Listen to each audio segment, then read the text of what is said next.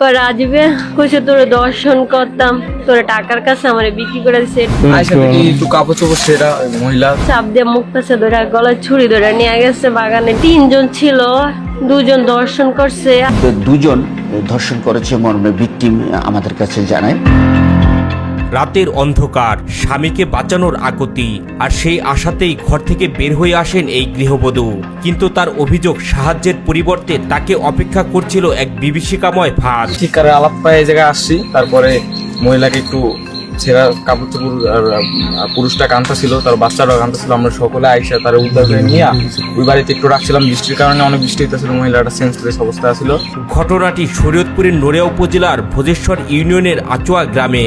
স্থানীয় সূত্র ও ভুক্তভোগী পরিবারের অভিযোগ অনুযায়ী প্রথমে মোবাইল ফোনে ডেকে নিয়ে যাওয়া হয় এই গৃহবধূর স্বামীকে। পরে তাকে একটি গাছের সাথে বেঁধে তার স্ত্রীর কাছে ফোন করা হয়। মুক্তিপণ হিসেবে নির্দিষ্ট পরিমাণ টাকা নিয়ে আসতে বলা হয়। হযরত বলছে তো সুন্দরী বড়ে বল আর কি আমার 2 লাখ টাকা নিয়ে আসতে। তারপর রাজীব খান আমাকে নিজে ফোন দিচ্ছে, ও 2 হাত বাঁধা ফোন দিয়ে বলছে ফেন্সি আমার একটা ফ্রেন্ড আছে, আর দেড়বুড়ি একটা চেন ছিল ওই জায়গায়। রাত তখন প্রায় 10টা। স্বামীকে বাঁচানোর আশায় টাকা ও স্বর্ণালংকার নিয়ে বাড়ি থেকে বের হন এই গৃহবধূ।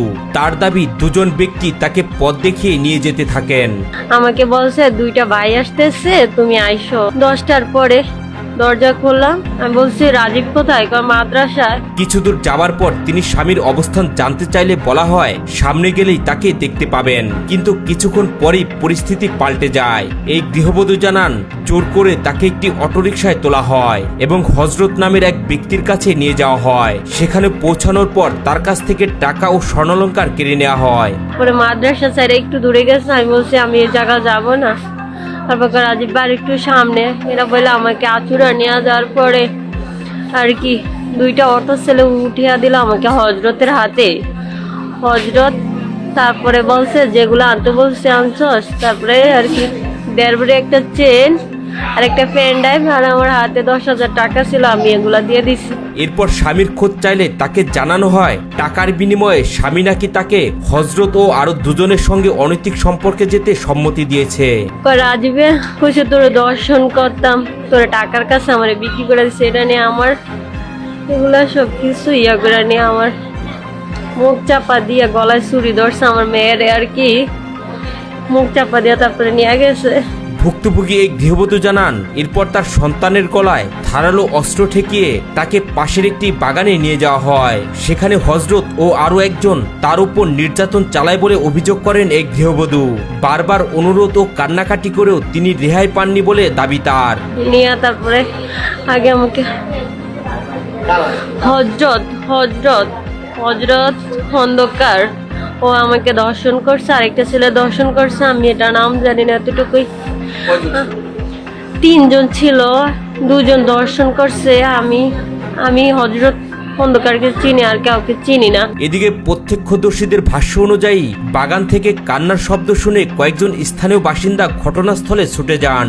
সেখানে তারা এই গৃহবধূ, তার স্বামী ও সন্তানকে দেখতে পান।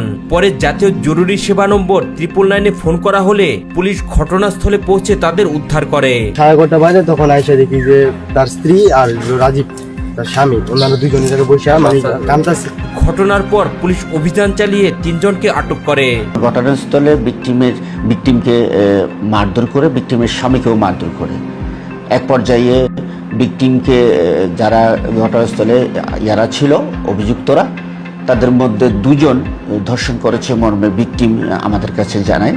তাদেরকে আমরা শনাক্ত করি এবং অভিযান পরিচালনা করে আমরা যে মূল ধর্ষক যে 2 জনকে আমরা অ্যারেস্ট করি এবং সঙ্গীয় আরও 4-5 জন আছে, তাদের মধ্যে 1 জনকে আমরা আটক করি। সর্বমোট আমরা 3 জনকে আটক করি।